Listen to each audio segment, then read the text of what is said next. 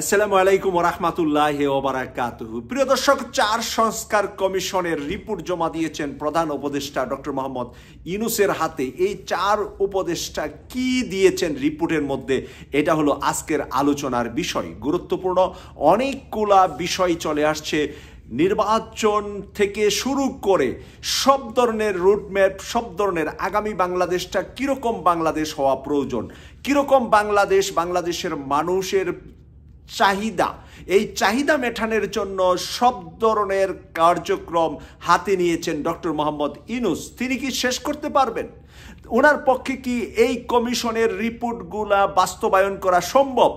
কিন্তু এখানে আজকে উনি যে বক্তব্য বললেন তাদেরকে, যে এইটা অন্যান্য কমিশন বাংলাদেশের ইতিহাসে বহুবার হয়েছে, বহু কমিশনের রিপোর্ট তৈরি হয়েছে, বাস্তবায়ন হয় নাই।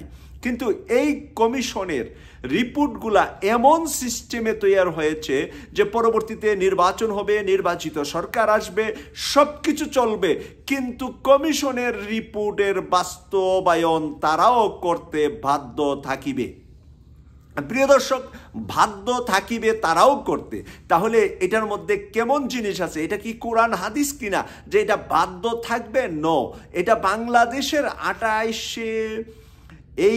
এই যে আমাদের কাছ থেকে 28 অক্টোবর থেকে শুরু করে, শাপলা চত্বর থেকে শুরু করে, আমাদের জামাত বিএনপির নেতাদেরকে ফাঁসি দেওয়া থেকে শুরু করে, এই যে 24 সালে আমাদের সন্তানদেরকে হত্যা করা থেকে শুরু করে সব কিছু এর মধ্যে আছে। বাদ কোনটা দিবেন আপনি?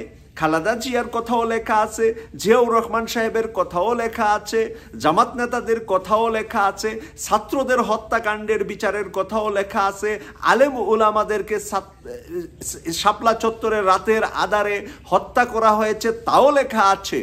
এর মধ্যে গুরুত্বপূর্ণ যেটা বেশি গুরুত্ব, সেটা হলো বিডিআরে 74 জন সেনা অফিসার এবং বিডিআরের সদস্যকে হত্যা করা হয়েছে।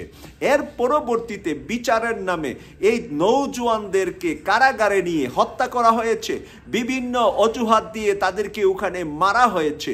এই সব কিছু এই কমিশনের রিপোর্টের মধ্যে রয়ে গেছে। পরবর্তীতে সরকার বিএনপি গঠন করবে অথবা জামাত করবে বা অন্য কোনো রাজনৈতিক দল যৌথভাবে শরিক হয়ে করবে, কিন্তু এই কাঠামোর বাইরে কেউ যেতে পারবে না। এই কাঠামোটা যে তৈরি করে দিয়েছেন ডক্টর মোহাম্মদ ইউনূস সাহেবের বয়স এখন 84 বছর।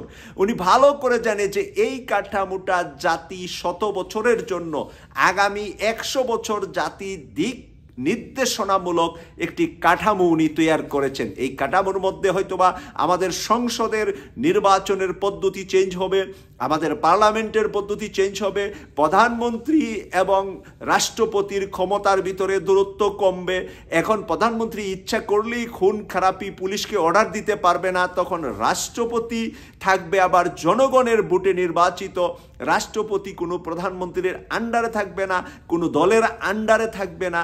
তখনই এই কাঠামোটা বাস্তবায়ন করতে বাধ্য থাকবে যে কোনো প্রধানমন্ত্রী, যে কোনো পার্লামেন্ট। কারণ আজকে আমি ভালো আছি, আমাকে যখন বড় চেয়ারে বসাই দিবেন তখনই আমার নতুন চেহারা আপনারা দেখতে পাবেন। এটাই হচ্ছে প্রিয় দর্শক।